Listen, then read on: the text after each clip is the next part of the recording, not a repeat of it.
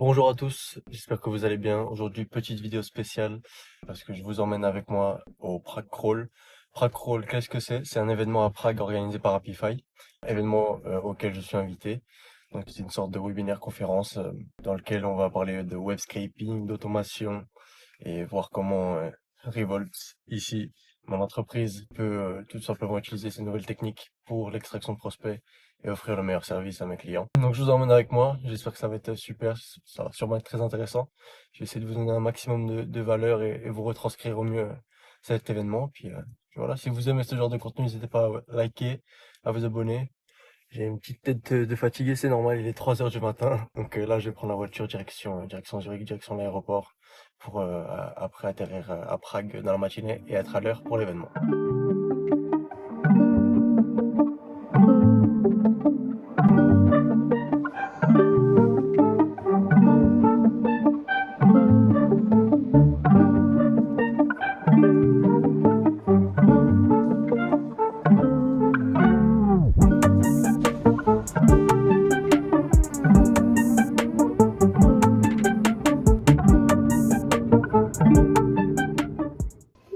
Bon, je viens d'arriver à Prague et ça a été super rapide, super efficace. Voyage avec Swiss Airlines, c'est la première fois que je le faisais.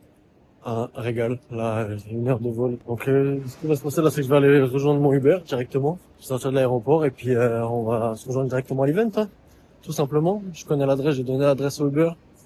Il va me déposer devant, je vais être pile à l'heure normalement, j'espère. Même peut-être un poil en avance, ce serait top. Et puis, ça va le faire. Je vous emmène avec moi. On y va. J'ai carrément ramené le beau temps avec moi. C'est très moche à Zurich, mais il fait magnifique. C'est de bon augure. C'est très de bon augure.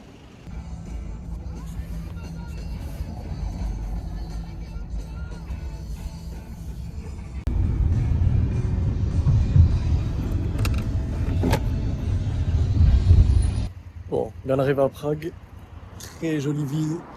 Très chill en vrai. Ça a l'air très propre, très beau, très calme. Donc là, le Uber m'a déposé devant l'event, devant la salle, enfin, devant le bâtiment, là. Donc on va aller regarder ce que c'est.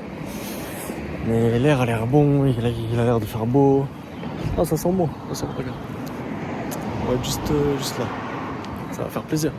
On va voir où ça nous mène. De toute façon, je vous emmène avec moi. Je vais faire un débrief. Je sais pas si je pourrais filmer à l'intérieur. Je vais essayer de vous garder un maximum de choses pour vous partager un maximum de valeur, tout simplement. Et puis, au pire, dans tous les cas, je ferai un petit récap dans mon Airbnb ou quand je rentrerai. Voilà. Donc, c'est parti.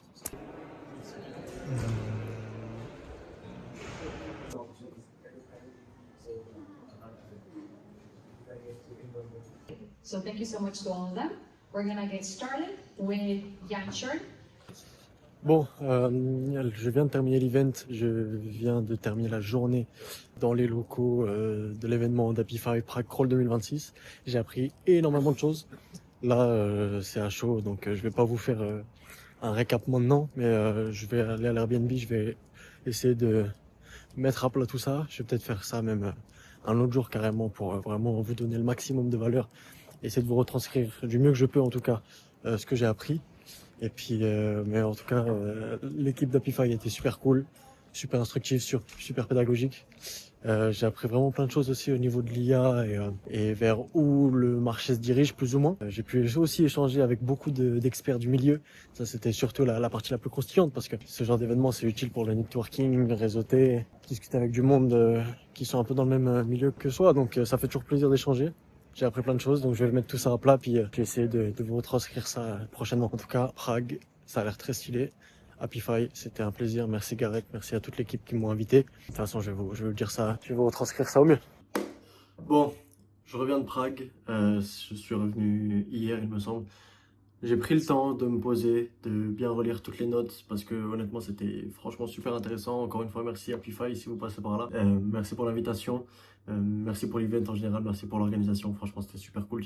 J'ai pu apprendre plein de choses, rencontrer plein de monde. Franchement, changer peut-être même ma vision sur le business tout simplement. Donc ce que j'ai fait, c'est que j'ai un peu répertorié le nectar, un petit peu de l'information que j'ai pu récupérer à Prague directement et essayer de pas le vulgariser, mais en tout cas le rendre le plus digeste possible pour que vous puissiez appliquer ce que je viens d'apprendre à votre business aussi. En tout cas, moi, je vais l'appliquer pour mes clients, etc. Ok? Donc déjà, premier insight, c'est qu'il faut arrêter de stratégiser l'IA. Il faut réfléchir à l'inverse, ok? Quel est le problème que j'ai quotidiennement dans mon entreprise qui peut être réglé par l'IA? Et non pas, je vois de l'IA, il y a de l'IA partout, c'est un super outil, je sais que ça va changer le monde, mais je ne sais pas comment l'utiliser, aidez-moi, aidez-moi, aidez-moi. Non, il faut dire, ok, j'ai tel problème, tel problème, tel problème. Lequel de ces problèmes peut être réglé par l'IA? Pas tous, dans la plupart des cas, donc allez, 80-90% des cas, l'IA peut vous aider à régler ce problème. Mais si ce n'est pas le cas, on ne force pas la chose. Ok? Donc, prenez le temps, prenez du recul, sachez ce que vous voulez, sachez ce que vous voulez faire, sachez quel problème vous avez et utilisez l'IA pour justement combler ce problème et réfléchir à des solutions viables. D'accord? Deuxième insight.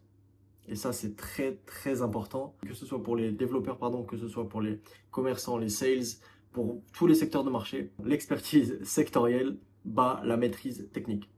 Avec l'IA, on n'a plus du tout besoin d'être aussi bon techniquement qu'avant, puisque l'IA nous permet de construire un maximum de choses, peut-être même tout, honnêtement, pour très très peu de barrières techniques. Ok.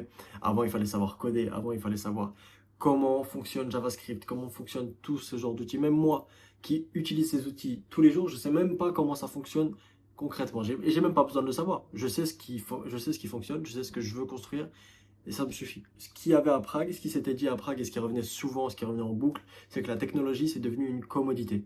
Okay, avec l'IA, comme je vous ai dit, l'IA, elle peut tout construire. Il n'y a plus besoin de savoir autant de techniques qu'avant. D'accord? Pourquoi c'est une réalité maintenant? Parce que tout le monde a accès aux mêmes modèles, tout le monde a accès aux mêmes outils, aux mêmes API. Donc là, honnêtement, la barrière technique s'effondre. Et honnêtement, si vous arrivez à réfléchir à prendre du recul, il y a plein de manières qui peuvent vous bénéficier. Ok? C'est pas parce que tu es dev que la barrière technique s'effondre, que du coup tu n'as plus rien à proposer et n'as plus rien à apporter sur le marché. Non, pas du tout. Tu es développeur, tu as une expertise technique dans ton secteur, tu sais ce qui fonctionne, tu sais ce qui est bon de faire, alors utilise l'IA pour le faire, tout simplement. L'IA va récompenser ceux qui connaissent leur métier, pas ceux qui maîtrisent la technique. Donc si tu connais que la partie technique de ton métier, alors oui, là, c'est un danger pour toi. Mais si tu sais, ok, techniquement je suis bon, certes, mais je sais aussi qu'est-ce qui fonctionne en tant que concept dans mon business, dans mon industrie, dans mon secteur, et pourquoi je peux le faire avec l'IA. Donc si on a une certaine expertise dans notre milieu, dans notre secteur, il n'y a aucun souci à se faire. Vous pouvez utiliser l'IA comme compagnon de travail, comme collègue de travail pour accomplir ce que vous voulez. L'IA ne peut pas faire ce que vous ne savez pas. Déjà parce qu'elle pourrait peut-être halluciner, sans même que vous vous en rendiez compte, parce que si vous ne connaissez pas ce que vous faites, si vous ne savez pas ce que vous faites, elle pourra vous donner des outputs qui sont pas bons et vous ne le verrez même pas. Okay? Et en plus, la probabilité que vous donniez des mauvaises instructions est tellement grande que honnêtement, il vaut mieux prendre le temps de réfléchir avant, de prendre du recul sur la situation et de savoir, ok, qu'est-ce que je veux construire en amont? Quel est l'objectif final? D'accord? Donc, ce qui devient un avantage compétitif maintenant en B2B en 2026, c'est plus de connaître le produit par cœur, c'est vraiment de connaître le métier et le secteur de nos prospects, autant que eux, pardon. Ok?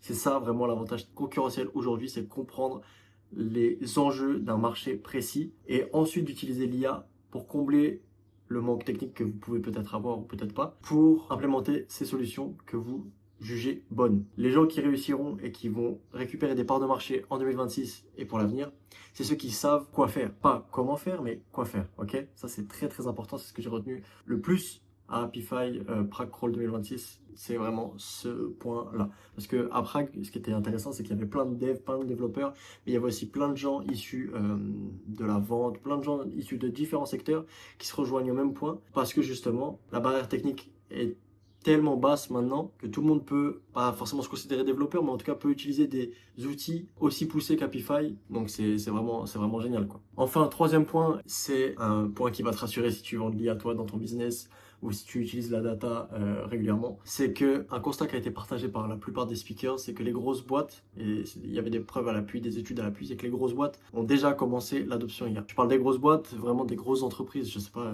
Carrefour, vraiment les très grosses entreprises, elles ont des outils IA en leur sein, donc en interne, et elles ont déjà commencé à implémenter l'IA. A contrario, on a vu aussi que le mid-market et les PME, elles sont encore en retard. Il y a encore un marché énorme à aller saisir, à aller récupérer. Si toi-même, derrière cette vidéo, tu vends de l'IA, tu vends des services d'IA ou des services data, tu peux vraiment te positionner pour vendre tes services. Ok? Donc, t'es pas en avance parce que, heureusement pour toi, les entreprises ont déjà validé en amont ta solution. Et t'es pas en retard non plus parce que les PME n'ont pas encore choisi leur fournisseur. Ok, donc vraiment, tu es au meilleur moment si tu vends de l'IA actuellement. Tu dis à tes prospects, ok, là, vous voyez, telle entreprise, telle grosse entreprise, elle utilise déjà l'IA pour leur solution. Vous, vous êtes un plus petit joueur que eux dans le même secteur, mais moi, je peux vous aider à faire ce lien-là pour implémenter les solutions IA dans votre entreprise. Ok, ça, c'est un argument béton. Maintenant, mes conclusions que vous pouvez tirer, que vous pouvez récupérer pour vous dans votre business directement, c'est en un, le scraping plus l'IA n'en est qu'à ses débuts, ok, et le futur s'annonce vraiment prometteur. Il y a tellement de cas d'usage, là j'ai même pas parlé, mais il y a eu quelqu'un du légal, juridique, qui a pris la parole aussi, qui avait vraiment plein de use cases pour le scraping, pour essayer de se conformer. Donc c'était vraiment hyper intéressant aussi. Il y a eu quelqu'un du secteur public, du secteur immobilier, qui a parlé, qui a pris la parole sur le scraping et en quoi ça pouvait aider à réguler un peu le marché immobilier en Tchéquie notamment. Ouais, il y avait aussi, je me rappelle, un speech sur comment l'IA et le scraping pouvaient automatiser les mises à jour, tout simplement des données internes. Enfin bref, vraiment plein de possibilités, c'était vraiment cool. Deuxième point, c'est que tu dois savoir en amont ce que tu veux construire, ce que tu veux build avec l'IA. L'IA, elle peut te donner des idées, mais il faut que tu saches en amont quel est l'objectif de fin, quel est le but de fin, qu'est-ce que tu veux construire, d'accord?